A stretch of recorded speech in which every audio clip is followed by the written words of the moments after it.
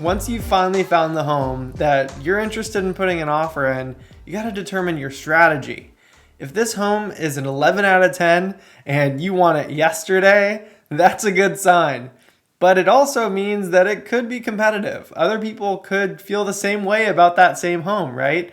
So what you have to figure out is, do you go in strong and put your highest and best offer in right away, which means your highest price and your best terms possible in order to just win it and bully out other offers who may be coming in a little bit more conservative? Or do you take that conservative approach where you decide, hey, I'm going to come in a little bit over the asking price, come in with good terms, and then leave yourself room for negotiation? Those are both great strategies for different situations. And in this video, we are going to go over the 5 most important parts of a residential purchase agreement. My name is Alex Stoeber, and let's get into it.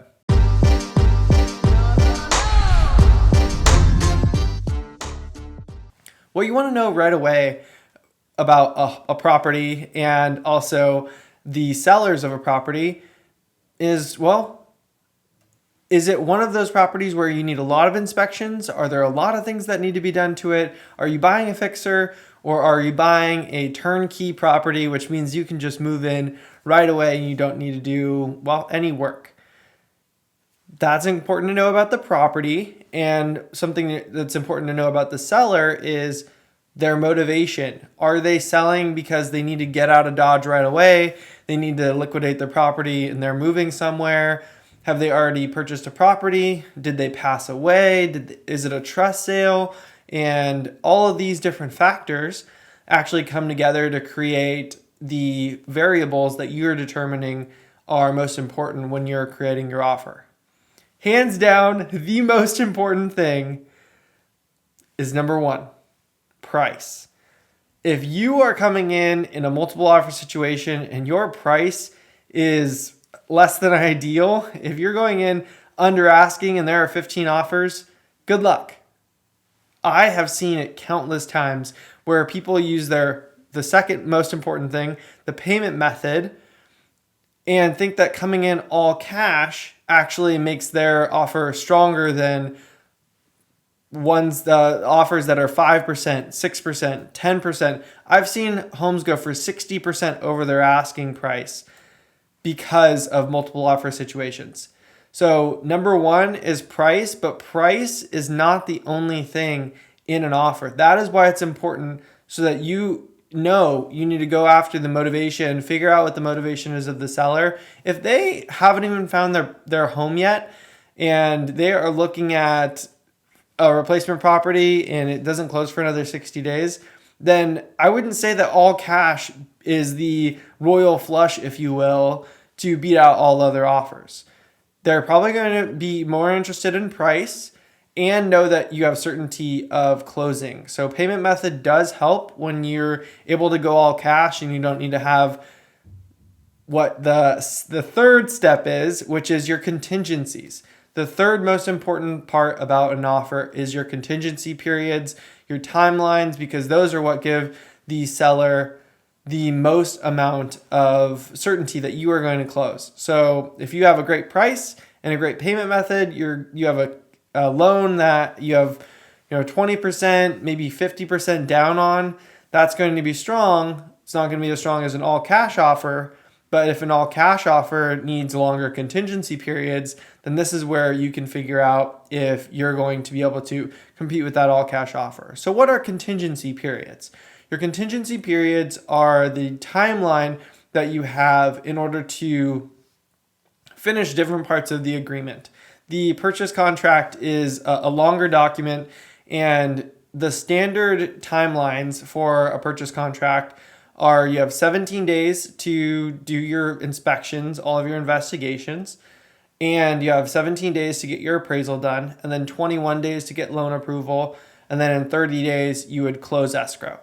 That's a standard timeline for contingencies. And when you are competing against an all cash offer, then they don't have to do an appraisal. They don't have to do a loan because they're coming in and buying the home The appraisal is a function of the lender needing to have validation of that property's value. So because the all cash offer is not getting a loan, then you're going to need to compete with that all cash offer in a different way. So that either means you need to come up in price and beat the all cash offer out in price. It should be a little bit easier for you because you have more leverage. You have the lender actually paying for 80% of your loan rather than their all cash offer. So all cash offers typically can't go higher than the loan amount if all things are equal. So you either beat them out in price, you can beat them out in contingency periods.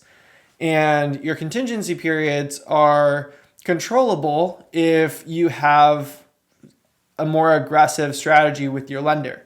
So a lender can actually go about helping you beat an all cash offer by actually underwriting you and going through that whole underwriting process by putting you through your credit application, processing all of your financial statements, and getting that investor to actually say, yes, we will lend this person the money.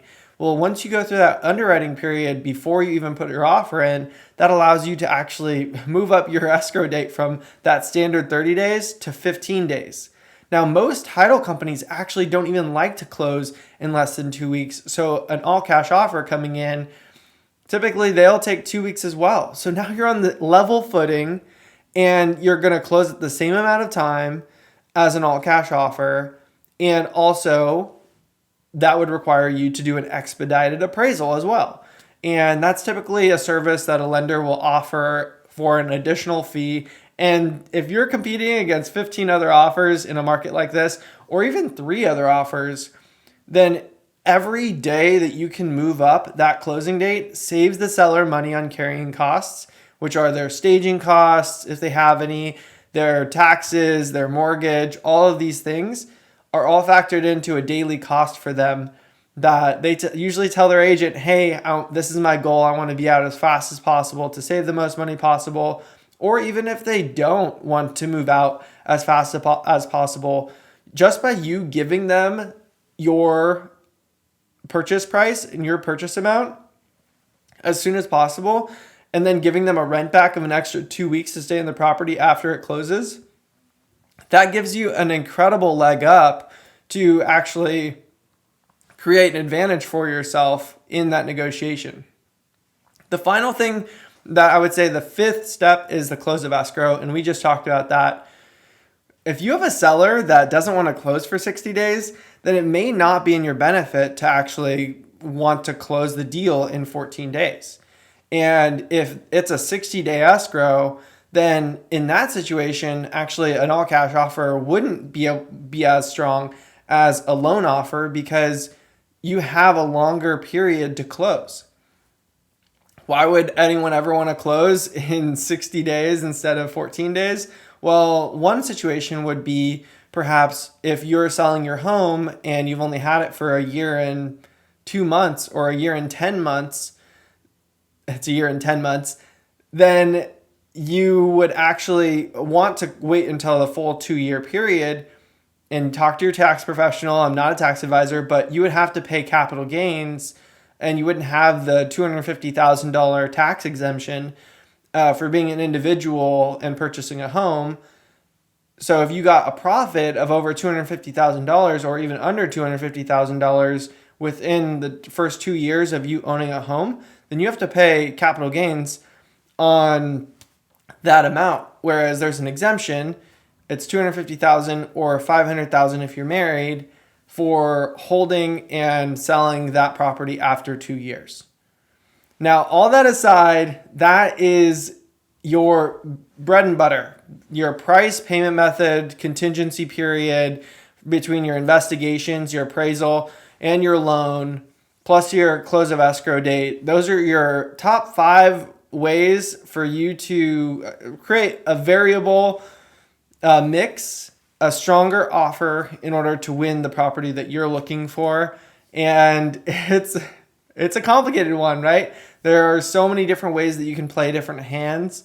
in order to beat out other offers. And I cannot advocate strongly enough that you need to go and have your agent talk to the listing agent to make sure that you know exactly what the motivation level is, exactly what that seller's looking for, and figure out what is the best way for you to play your hand so you can win that property you're looking for.